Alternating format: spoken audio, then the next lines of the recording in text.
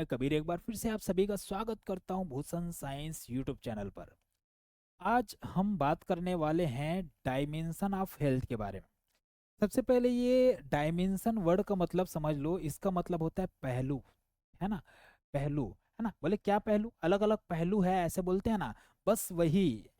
Dimension of health का मतलब ये है कि हमारे हेल्थ का भी कुछ डिफरेंट डिफरेंट पहलू है, या ये कहूँ कि डायमेंशन है।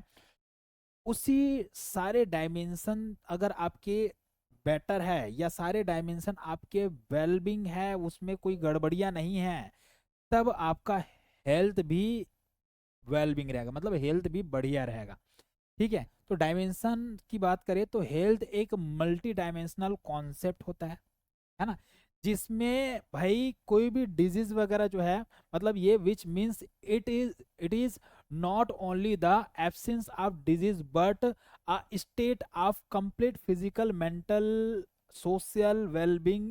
मतलब ये कहना चाह रहे हैं कि हमारा जो हेल्थ है, इस हेल्थ में मेंटल फिजिकल सोशल स्पिरिचुअल सारी चीजें जो है ना, वो सारा चीज अगर बढ़िया है, वेलबींग है, तब जा करके आप एक हेल्दी पर्सन कहलाओगे।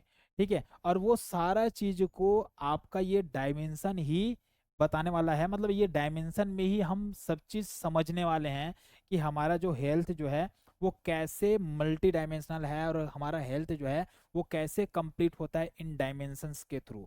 आ जाओ। तो डायमेंशन में जो पहला डायमेंशन है वो है फिजिकल डायमेंशन। अब आप देख पा रहे हैं, हर किसी को देखना, अपने आप को देखो, हमारा एक बॉडी है। इस बॉडी को ध्यान से देखो। कहीं भी कोई गड़बड़ी हो जाए, है ना, कहीं भी, चाहे हाथ पैर दर्द दे रहा हो या कुछ भी हो, है ना, या फिर ये कहूँ कि कहीं पे घाव हो जाए, तो वो क्या एक हेल्दी पर्सन कहलाएगा? नहीं। मतलब कोई फिजिकली कोई पार्ट जो है डैमेज हो गया, तो वो अनहेल्दी कहलाएगा सीधा, है ना। मतलब ये है कि पहला जो डायमेंशन है वो आपका अगर बढ़िया है, फिजिकल बॉडी अगर कंप्लीट है, तो हेल्थ कंप्लीट कहलाएगा। ठीक है, मतलब वो हेल्दी कहलाएगा। It refers the two the proper functioning of the body and system. मतलब हमारा जो बॉडी है वो प्रॉपर, मतलब एनाटॉमी भी बढ़िया होना चाहिए और फंक्शन भी बढ़िया करना चाहिए, तब जा करके फिजिकल डायमेंशन कंप्लीट होगा। बोले सर दूसरा यहाँ पे एग्जांपल मैं बताना चाहूंगा। प्रॉपर डाइट अगर आप लेते हो, एक्सरसाइज करते हो, एडिक्वेट स्लीप लेते हो, बॉडी को पूरा मेंटेन करके रखते हो, तब आपका जो फिजिकल डायमेंशन है वो वेलबींग रहेगा, बढ़िया रहेगा। ठीक है। बोले सर दूसरा पॉइंट क्या है? बोले दूसरा है फिजिकल के बाद में आपका आ जाता है बच्चों मेंटल डायमेंशन। फिजिकल के बाद में दूसरा जो डायमेंशन है वो है मेंटल डायमेंशन। अब मेंटल वर्ड मतलब क्या है? आपके मानसिक स्थिति से ही रिलेटेड है ना। मतलब हमारा जो माइंड है, हमारा जो मन है, हमारा जो मेंटल स्टेटर है, वो कैसे होना चाहिए? स्थिर रहना चाहिए। और साथ ही साथ वो कैसा होना चाहिए? स्थिर इन द सेंस ऐसा पूरा स्थिर नहीं भाई, स्थिर इन द सेंस ये कि हमारा जो मेंटल स्टेटस है वो हमारे कंट्रोल में है। ठीक है। तब जा करके आप क्या कहलाओगे? हेल्दी पर्सन कहलाओगे, है ना। अब देखो कैसे, यहाँ पे देखो, it means the ability to think clearly, है ना। एबिलिटी टू थिंक क्लियरली मतलब भाई आप किसी चीज को अच्छे से सोच रहे हो, पॉजिटिव थिंकिंग है उसके लिए, तब जा कर करके आप, आपका जो मेंटल जो डायमेंशन है वो वेलबींग कहलाएगा, या आप ये कहलाओगे कि मेंटली रूप से हेल्दी हो, ये कहलाओगे। दूसरा, आप में ये क्षमता भी है कि आप डिसीजन ले पा रहे हो, सही डिसीजन ले पा रहे हो, कि नहीं ये गलत है तो इसे मुझे नहीं करना है, नहीं ये सही है तो मुझे यही करना है। तो क्या गलत है, क्या सही है, या क्या करना है क्या नहीं करना है, ये डिसीजन लेने की आप में क्षमता है। मतलब मेंटल डायमेंशन आपका बढ़िया है। ठीक है। बोले सर नेक्स्ट, आप जो है स्ट्रेस वगैरह होता है, कोई मेंटल प्रॉब्लम्स या फिर कोई सामाजिक या कोई भी चीज का प्रॉब्लम अगर होता है, तो उस प्रॉब्लम्स को, उस स्ट्रेस वाले सिचुएशन को कॉप कर जा रहे हो, उस स्ट्रेस वाले सिचुएशन में अच्छे से रह ले रहे हो, तो आपका मेंटल डायमेंशन क्या कहलाएगा? बढ़िया कहलाएगा, है ना। मतलब अगर आप जो है अपने लाइफस्टाइल में कोप अप नहीं कर पा रहे हो, एडजस्टमेंट नहीं कर पा रहे हो, मतलब आप मेंटल रूप से हेल्दी नहीं हो, सीधी बात है। ठीक है। अब एग्जाम्पल में देखो कैसे यहाँ पे आप जो है मेंटल डायमेंशन जो है, इस मेंटल डायमेंशंस को आप क्या कर सकते हो, मतलब बढ़िया बना सकते हो। तो आप इमोशंस को मैनेज करके रखो, है ना। इमोशंस को मैनेज करना इन द सेंस, जैसे कि गुस्सा आ रहा है कंट्रोल करो, डर भी हर हमेशा डर लगना अच्छी बात है क्या? नहीं। हर हमेशा गुस्सा आना अच्छी बात है क्या? नहीं। ठीक है। तो भाई आपके जो इमोशंस है उसको कंट्रोल करो। दूसरा, स्ट्रेस को रिड्यूस करो। आप जो है रिलेशनशिप को बढ़िया बना के रखो। सेल्फ एक्सेप्टेंस जरूर रखिएगा। सेल्फ एक्सेप्टेंस का मतलब क्या है? इसका ये मतलब है कि आप जो है ना, जो भी चीज है आपके लाइफ में सब चीज को स्वीकार करो। ठीक है, कि हाँ ये हो गया, बढ़िया है, हो गया तो क्या कर सकते हैं, जो भी है हो गया, है ना। तो स्वीकार करना सीखिए। स्वीकार करेंगे तो हम जो है मानसिक रूप से बीमार नहीं होंगे। स्वीकार करना जरूरी है। बोले इसके बाद में क्या है? इसके बाद में जो अगला डायमेंशन है वो डायमेंशन कहलाता है बेटा आपका सोशल डायमेंशन। अब सोशल डायमेंशन मतलब समाज से रिलेटेड है। हमारा जो समाज है, इस समाज के पार्ट क्या आप भी हो? बिल्कुल हो, है ना। मतलब जो समाज है उस समाज के हम भी एक पार्ट हैं, है ना। हम भी उस समाज में शामिल हैं। अब हम भी शामिल हैं तो हमको भी तो समाज की कुछ चीजों को फॉलो करना पड़ेगा ना। ऐसा ना, कई लोग को देखना मुझे समाज वमाज से कोई मतलब नहीं है ऐसे बोलते हैं। मतलब रखना पड़ेगा भाई, क्योंकि समाज से आपको मतलब नहीं है। तो अगर ऐसा हो गया कि समाज आपसे मतलब ना रखे तो फिर तो गड़बड़ हो जाएगा ना। तो समाज से मतलब रखना जरूरी है, और समाज जरूरी है। क्यों जरूरी है देखना। मान लो कोई व्यक्ति जो है अकेला है, एकदम अकेला, उसके साथ कोई नहीं है, एकदम अकेला है, तो क्या वो सरवाइव कर लेगा? नहीं कर पाएगा। अकेले रहना मतलब भाई किसी प्रकार के, मतलब कह सकते हैं एक तरह का नरक है यार। अकेला रहना मतलब बहुत बहुत ज्यादा मुश्किल है। अकेला नहीं रह पाएगा कोई व्यक्ति। ठीक है। तो सोशल डायमेंशन में कोई व्यक्ति जब उसमें मतलब ability to build and maintain healthy relationship, मतलब ये समाज में, वो समाज में अच्छे से रिलेशनशिप बनाता है, और साथ ही साथ समाज में फैमिली फ्रेंड सोसाइटी के साथ अच्छे से रह पाता है, तो वो कहलाता है सोशल वेलबींग। मतलब वो व्यक्ति जो है समाज में अच्छे से रह रहा है, समाज में उसका अच्छा से मतलब रहन सहन है, तो वो हेल्दी रहेगा। अब देखो ये कैसे हेल्थ पे इफेक्ट डालता है ये भी सुनो। अब मान लो कि भाई कोई व्यक्ति लड़ाई झगड़ा करके आया, अब वो बोल रहा है मुझे समाज से कोई मतलब नहीं है, ऐसे बोल रहा है, तो अकेला हो जाएगा। और अकेला हो जाएगा तो फिर तो भाई मतलब समाज में आपके फ्रेंड वगैरह सब आएंगे, है ना। अब अकेला हो गया, अकेला हो गया तो वो अकेले ही रहेगा, और कब तक अकेले अच्छे से रह पाएगा? कोई तो चाहिए भाई बात करने के लिए, खुद से थोड़ी ना बात करेगा। मैं यहाँ गया, मैं वहां गया, मैं ये खाया, मैं वो खाया, ऐसे थोड़ी ना बोलेगा। तो वो व्यक्ति क्या होना चाहिए? अच्छे से समाज में उसका क्या रहना चाहिए, मतलब वो भूला हुआ होना चाहिए, तब जा करके वो हेल्दी कहलाएगा। ठीक है। अदरवाइज वो हेल्थ को अफेक्ट करेगा। अब देखो कैसे यहाँ पे क्या करना है। गुड कम्युनिकेशन रखना है। गुड कम्युनिकेशन मतलब किसी से बात कर रहे हो तो भाई जैसे लोग हैं उसके बेसिस पे बात करो। दोस्त हैं तो दोस्त जैसे बात करो। कोई बड़े आ गए हैं तो उनसे बड़े जैसे बात करो। छोटे आ गए हैं छोटे जैसे बात करो, है ना। मतलब जो कम्युनिकेशन, जहाँ पे जैसा कम्युनिकेशन की नीड है उस नीड को आपको फुलफिल करना है। तब जा करके आप सोशली क्या रहोगे? वेलबींग रहोगे। ठीक है। अच्छा, आपको ना टीम वर्क, एम्पैथी, ये सारा चीज आपके अंदर होना चाहिए। तब जा करके आपका जो समाज है उस समाज में मतलब या सोशल डायमेंशन है वो बढ़िया रहेगा। सर सोशल डायमेंशन के बाद में नेक्स्ट जो आता है वो है स्पिरिचुअल डायमेंशन। अरे स्पिरिचुअल डायमेंशन का मतलब ही क्या होता है? स्पिरिचुअल का मतलब होता है बेटा यहाँ पे आध्यात्मिक। अब कोई व्यक्ति जो है अध्यात्म से या स्पिरिचुअल तरीके से कैसे हेल्दी बनता है? देखो, स्पिरिचुअलिटी का मतलब ये नहीं है कि आप जो है वो यहाँ पे केवल और केवल मतलब ये मत समझ लेना ना कि हाँ हम ये भगवान को मानते हैं तो बस उसी बात को बस मत मान लेना, है ना। यहाँ पे गॉड वगैरह सब चीज आता है। गॉड हो गया, और आपका जो मतलब एक शब्दों में अगर मैं इसको बोलूँ ना तो विश्वास। स्पिरिचुअलिटी मतलब आपका विश्वास। ठीक है। तो आपका जो विश्वास है, पैथ है, पर्पस है, इनर पीस है, ये सब चीज भी आ जाता है ना। अब एक शब्द में मैं बताना चाह रहा था विश्वास से। आप जो है ये विश्वास करते हो कि नहीं, बिल्ली के रास्ता काटने से कुछ नुकसान होगा, कुछ गड़बड़ होगा, तो आप मानते ही हो, आपका मन कह रहा है कि हाँ बिल्ली रास्ता काट दिया तो अब गड़बड़ होगा, कुछ ना कुछ गड़बड़। तो आपका ये क्या है, बिलीफ है, आपका ये क्या है, विश्वास है। और इसी विश्वास के कारण हो सकता है कुछ गड़बड़ हो जाए, है ना।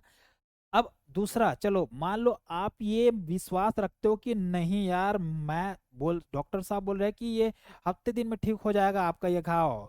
अब आप विश्वास रखते हो नहीं यार, ये तो 3 दिन में ठीक हो सकता है, ऐसा करके लग रहा है आपको।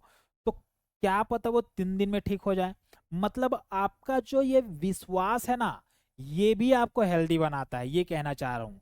ठीक है। और आपका जो मतलब विश्वास अगर आपको नहीं है, आप बिलीव नहीं करते हो किसी चीज पे, तो हो सकता है आप जल्दी हील ना हो।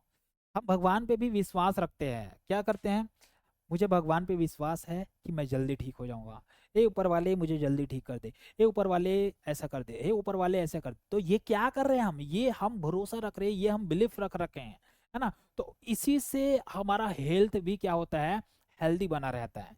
ठीक है।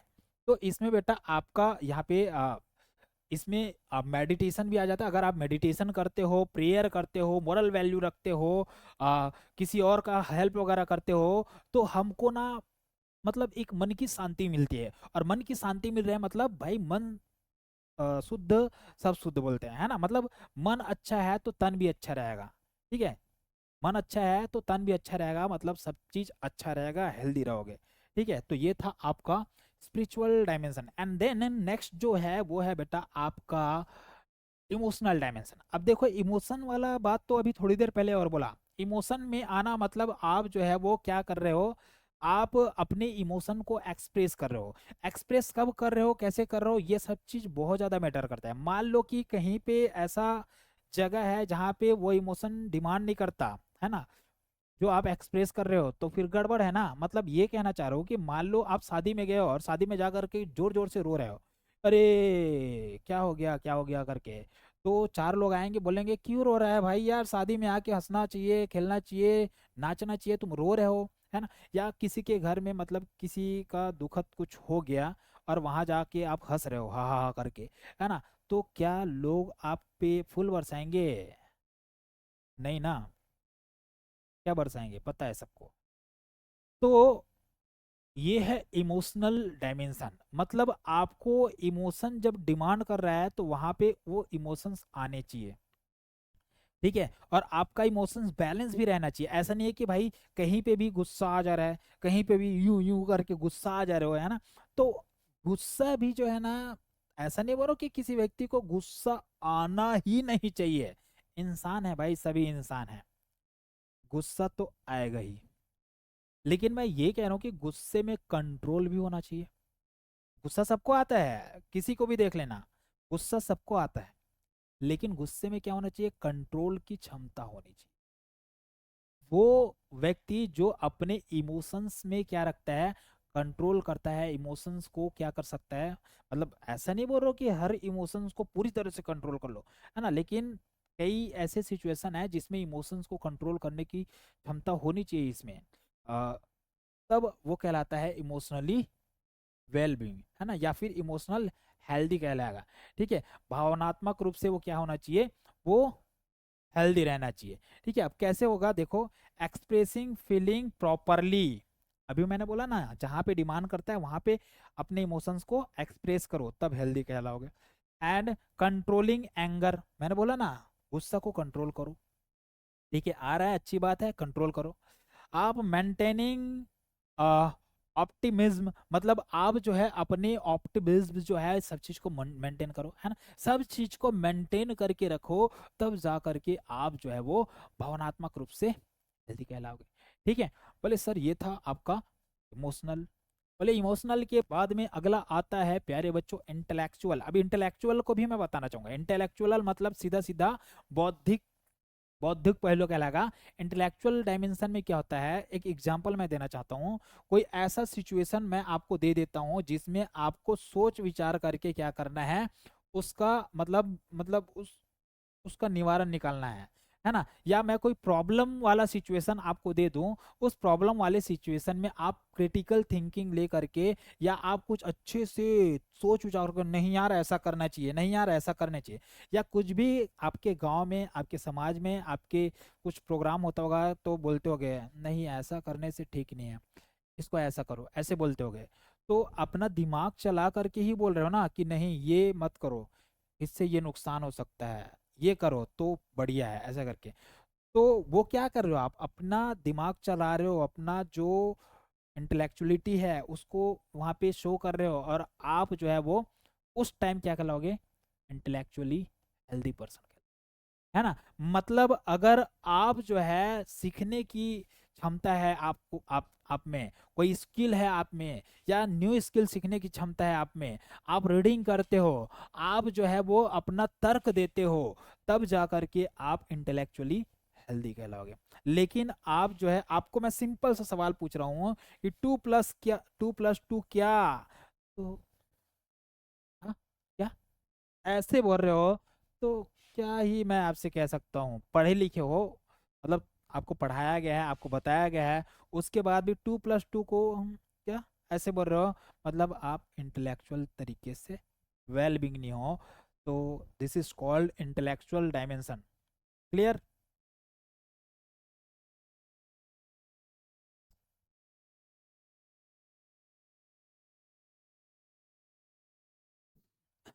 ओके, लास्ट में आता है इन्वायरमेंटल डायमेंशन। अब इन्वायरमेंटल डायमेंशन का मतलब ये है कि मैं जहाँ खड़ा हूँ, आप जहाँ बैठो, सब जहाँ हैं, वहाँ उसका अपना एक इन्वायरमेंट है। इस एनवायरमेंट को अगर हम बढ़िया रखते हैं, क्लीन रखते हैं, हेल्दी एनवायरमेंट रखते हैं, तो क्या मैं हेल्दी रह सकता हूँ? आप जहाँ बैठे हो प्यारे बच्चे लोग, क्या आपका एनवायरमेंट अगर साफ सुथरा है तो आप हेल्दी रहोगे? बिल्कुल रहोगे। मतलब ये ना कि अगर मेरा एनवायरमेंट सही है तो मैं सही हूँ, मेरा एनवायरमेंट हेल्दी है तो मैं हेल्दी हूँ। तो बताओ आपके हेल्थ से जुड़ा हुआ है कि नहीं है ना। तो यही तो मैं कह रहा हूँ कि इन्वायरमेंटल डायमेंशन जो है वो क्या करता है, हमारे हेल्थ को बढ़िया भी बना सकता है और हमारे हेल्थ को खराब भी कर सकता है। तो this is called environmental dimension, जिसमें हमको clean air, clean water, proper sanitation, safe housing मतलब अच्छा सुरक्षित घर, पॉल्यूशन फ्री या पॉल्यूशन कंट्रोल किया हुआ सारा एनवायरनमेंट हमारा होना चाहिए। तो हमारा एनवायरमेंटल डायमेंशन बढ़िया रहेगा, है ना, और हम क्या रहेंगे, हेल्दी रहेंगे। तो ये जो 7 डायमेंशन मैंने बताया, जितने डायमेंशन मैंने बताए, वो सारे डायमेंशन जो है क्या होने चाहिए, फुलफिल होने चाहिए, या सारे डायमेंशन जो है वो बढ़िया रहना चाहिए। तब आप एक हेल्दी पर्सन रहोगे, और इसमें गड़बड़ी किए तो इसमें गड़बड़ी होगी। ठीक है, तो ये था आपका डायमेंशन ऑफ हेल्थ। उम्मीद है आप सभी को क्लियर हुआ है। अब हम अगले, मतलब जो अगला हमारा क्लास होगा उसमें हम एक नए और मज़ेदार टॉपिक को लेके आएंगे। इसी तरह के क्लास के लिए आप हमारे साथ बने रहिए। Thank you so much. जय हिंद, जय भारत।